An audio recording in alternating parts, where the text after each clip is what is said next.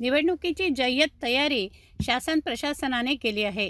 अचलपूर मतदारसंघामध्ये होऊ घातलेल्या निवडणुकीमध्ये परतवाडा येथील कल्याण मंडपमधून सर्वजण अधिकारी, मतदान केंद्र अधिकारी यांना सूचना देऊन रवाना करण्याची कारवाई सुरू झाली आहे.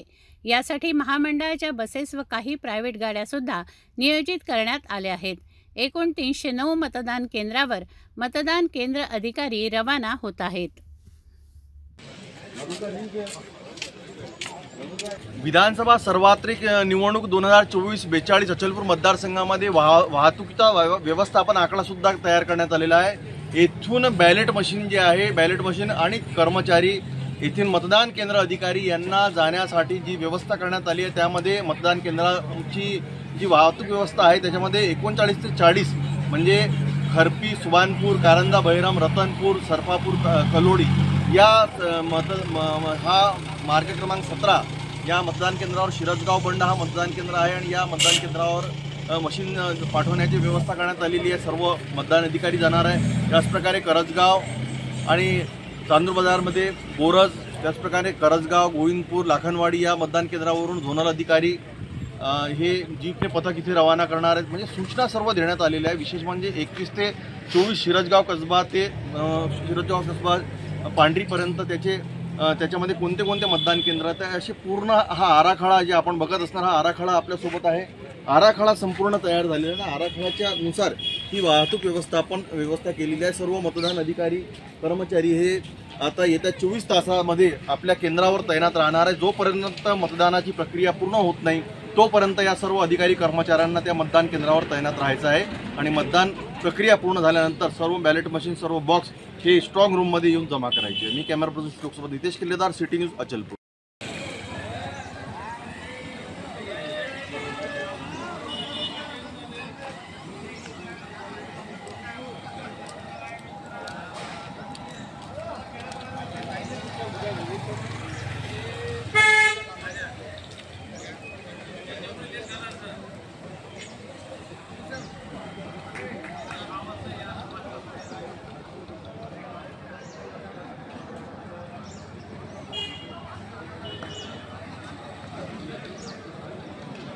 मोहम्मद इर्शाद अब्दुल जब्बार, अकील अहमद, अब्दुल सलीम यांनी पेंडाच्या मागच्या बाजूला सर्वांनी एकत्रित जमायचं आहे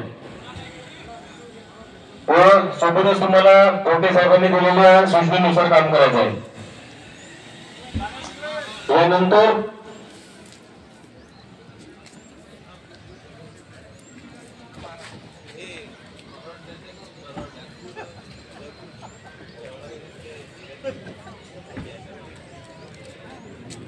सोबतच सौरभ ठाकरे, आकाश नवले, देवीदास कवाडे, ज्ञानेश्वर हिवराळे, अनुप बनोरकर, राजेश शेंडे, विलास भेमटे, आशिष वैराळे, दिनेश राठोड, प्रफुल्ल भाकरे, अमित बोरकडे, संतोष यादव, गणेश गवळी आणि शेख लतीफ यांनी सुद्धा पेंडालच्या मागे ईव्हीएम मशीन डिस्ट्रीब्युशन साठी यायचं आहे. पैकी कोणी नसल्यास तात्काळ त्यांना मोबाईलद्वारे संपर्क साधायचा आहे.